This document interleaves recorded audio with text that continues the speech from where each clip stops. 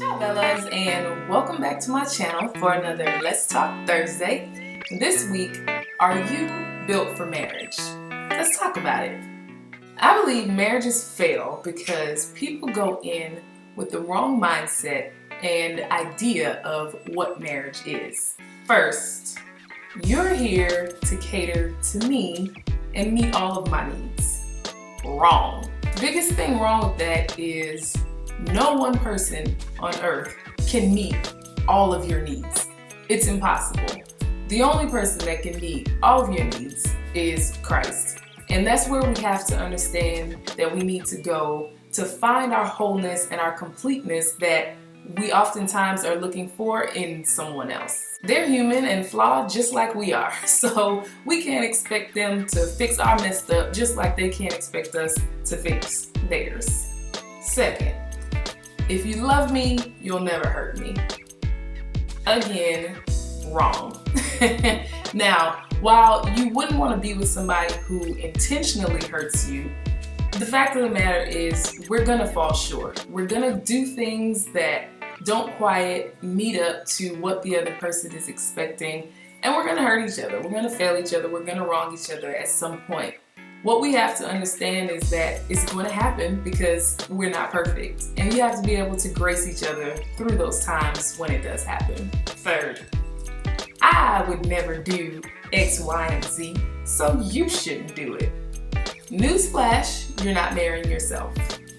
So while we want to believe that we would do everything right and we would never do certain things to hurt the other person or whatever it may be, the fact is, we're all gonna do stuff that is different from the way that somebody else does it. So what you may view as something that is detrimental and just the worst thing ever may not be that way for somebody else, and vice versa. You may think that something that you did, an offense that you committed, wasn't such a big deal, and it could very well be a huge deal to your partner in the situation. What you have to do if you feel like that is get off your high horse.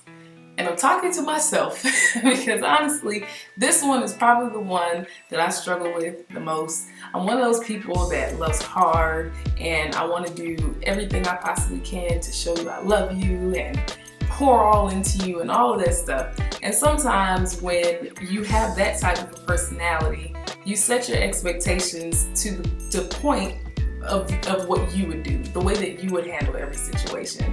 And that's unfair to the other person because it doesn't leave them room to grow and become who God called them to be. And while they may have flaws, you need to give them space to work on them. I think the easiest way to keep that in the forefront of your mind is to remember that Christ wouldn't do some of the things that you've done and that you will do. So there's a nice slice of humble pie for you when you begin to compare yourself to something that your spouse or soon-to-be spouse did or didn't do. We're all gonna mess up because we're not perfect again. And so if you keep in mind that your mess ups in Christ's eyes are just as bad as everyone else's, it'll make it a lot easier for you to grace your husband, soon-to-be husband that you're believing for when he comes around in the areas where he may fall short. Marriage is not something that you should go into all willy-nilly with this hearts in the sky mentality. Love is not a feeling, and that's where we get confused. Love is a choice that you have to make every single day. It's about dying to yourself and putting someone else and their needs before your own. So, you gotta be ready to do the work. A relationship as intimate as marriage is going to call you to grow and change and accept some truth about yourself that may not be so easy to take. Since we got engaged, my fiance and I have been really working on good marriage habits. It's something that, I don't remember where I read it, but it was just talking about moving into marriage and some of the things that you should be working on and practicing good marriage habits. This is an area that it has definitely challenged us because, like I said, when you're in that intimate of a relationship, and we're not even married yet, so we're not even all the way there yet, but just working on practicing those good marriage habits it calls out some stuff. I see things in him that sometimes is not fun for him to have to look at and deal with, and vice versa.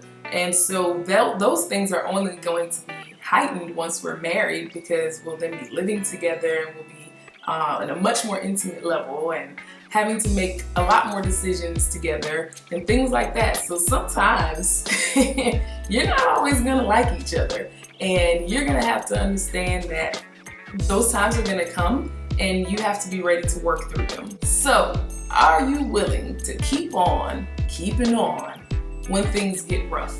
Because they will. Hard times are going to come. You're not always gonna like them. It's not always gonna be fun. But will you choose to love him even though things don't look perfect? That's what you have to ask yourself, and those things will give you the answer on whether or not you are built for marriage.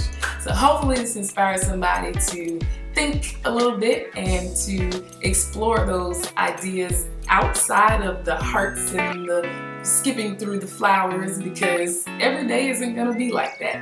So I challenge you to really evaluate and think about if you're in a relationship, engaged, believing God for a husband, or if you're already married and this is something that you really need to start training yourself to understand. I challenge you to do it. So until next week, love on somebody.